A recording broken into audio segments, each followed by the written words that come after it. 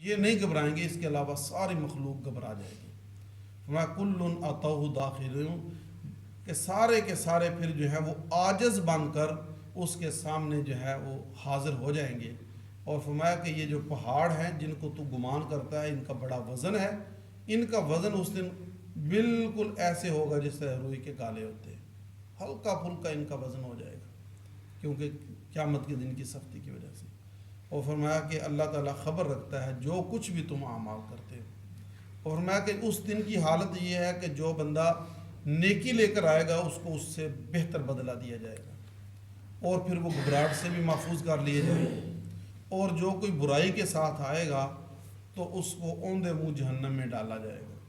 فرمایا کہ یہ کوئی ظلم نہیں ہے بلکہ یہ ان کے اعمال کی جزا ہے جو وہ عمل کرتے تھے۔ اور آپ فرما دیجئے مجھے حکم دیا گیا ہے کہ میں اس محترم گھر یعنی بیت اللہ کے رب کے، اس محترم گھر کے رب کی عبادت کیے چلا جاؤں اور اپنے آپ کو مسلمانوں کے اندر شامل رکھوں۔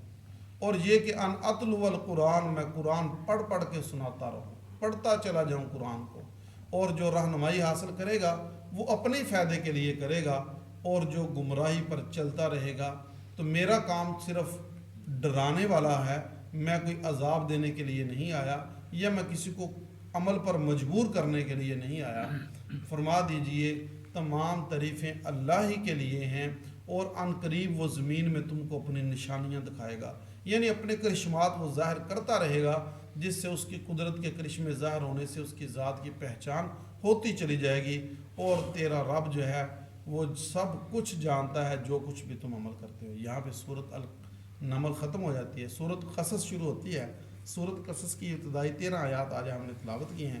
سورۃ قصص کا مرکزی مضمون یہ ہے جس میں موسیٰ علیہ السلام کا واقعہ تفصیل سے بیان کیا گیا ہے۔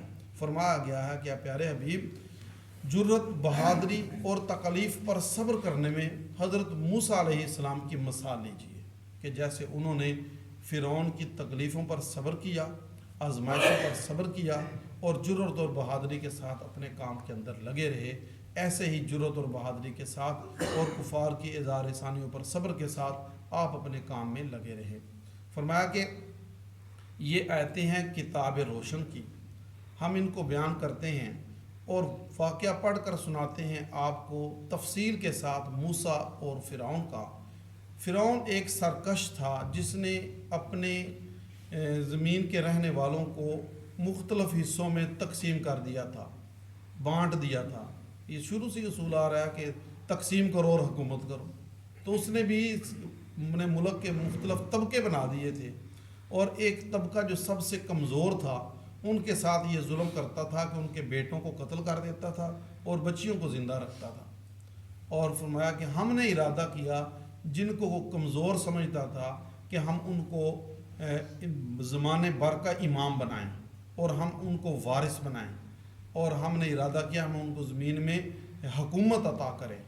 تو پھر ہم نے وحی کی اور ہم دکھائیں فرعون کو، حامان کو اور اس کے لشکر کو جس بات سے وہ ڈر رہے ہیں۔ اس کو کسی نجومی نے بتا دیا تھا کہ اسی قوم میں جس پہ تو ظلم کر رہا ہے نا، اسی قوم کے اندر وہ بچہ پیدا ہوگا جو تیری حکومت کا خاتمہ ہے۔ تو ہم دکھائیں فرعون کو اور اس کے وزیروں مشیروں کو جن سے وہ ڈر رہے ہیں۔ ہم نے وحی کی موسیٰ علیہ السلام کی والدہ کی طرف یہ کہ موسیٰ کو دودھ پراتی رہ اور خوف نہ کر، غم نہ کر، جب تو خوف کرے اس بات کا کہ فرعونی آ جائیں گے اور اس بچے کو قتل کر دیں گے تو اس کو دریا میں ڈال دینا، اور گھبرانا نہیں، پریشان نہیں ہونا، ہم اس کو تیری طرف واپس بھی کریں گے، ہم وعدہ کرتے ہیں، اور اس کو رسول بھی بنائیں گے۔ اور فرمایا کہ انہوں نے پھر اسی طرح کیا، تو اٹھا لیا اس بچے کو فرعون کے لشکر نے اور لے آئے بی بی آسیہ کے پاس۔ بی بی آسیہ نے کہا کہ اس کو قتل نہیں کیا جائے گا، یہ تو میری آنکھوں کی ٹھنڈک ہے، اس کو ہم اپنا بیٹا بنائیں گے۔ فرمایا کہ ادھر موسیٰ کی والدہ کا دل جو ہے وہ اڑ رہا تھا، یعنی گویا قریب تھا کہ وہ سب کچھ بیان کر دیتی، والدہ تھی نا تو دل اس کا اس کے قابو میں نہیں آ رہا تھا۔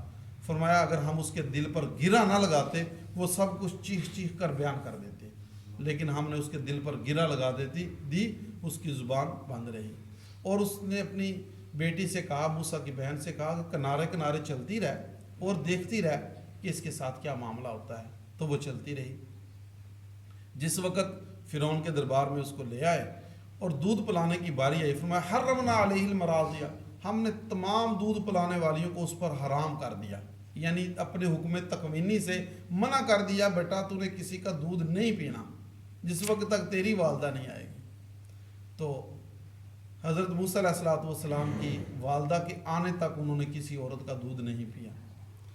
اور وہ بچی کہنے لگی جو موسیٰ علیہ السلام کی بہن تھی کہ کیا میں تم کو بتاؤں، ایک ایسا گھرانہ بھی ہے جو اس بچے کی پرورش کریں گے، اس کو دودھ پلائیں گے اور اس کے بڑے خیر خواہ بھی ہیں۔ ان کا جلدی بتاؤ۔ وہ پھر اس نے اپنی والدہ کو آ کے بتایا اور والدہ کو جو ہے وہ اس طرح لے گئی۔ فرمایا ہم نے موسیٰ کو اس کی ماں کی طرف لوٹا دیا تاکہ وہ غمناک نہ ہو۔ ان وعد اللہ حق، بے شک اللہ کا وعدہ سچا ہے لیکن اکثر لوگ جانتے نہیں ہیں۔